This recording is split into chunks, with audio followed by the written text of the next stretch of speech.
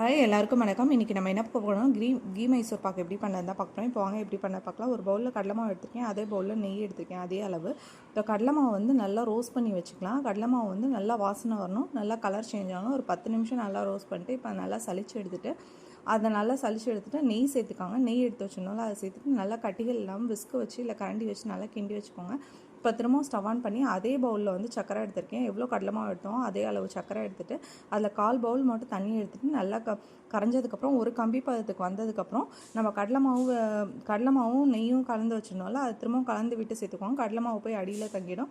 இப்போ நல்லா கிண்டி விட்டுகிட்டே இருங்க. இதில் வந்து 2-3 தடவை நெய் சேர்த்துக்கோங்க. திரும்ப சேர்த்துட்டு அது நல்லா ஒரு பதத்துக்கு வந்ததுக்கப்புறம் இப்போ தட்டில் வந்து நெய் தடவிட்டு அதை ஊற்றிட்டு நல்லா சரிசமமாக இது பண்ணிட்டு ஒரு 10 நிமிஷம் கழித்து கட் பண்ணி விட்டுடுங்க. கட் பண்ணி விட்டுட்டா வந்து நம்ம வந்து கீ மைசூர் பாக்கு சூப்பராக ரெடி ஆகிடுச்சு. இது பார்த்திங்கன்னா வந்து எனக்கு ஷேப் கட் பண்ண தெரில, நீங்கள் வந்து அழகாக கட் பண்ணி எடுத்துக்கோங்க.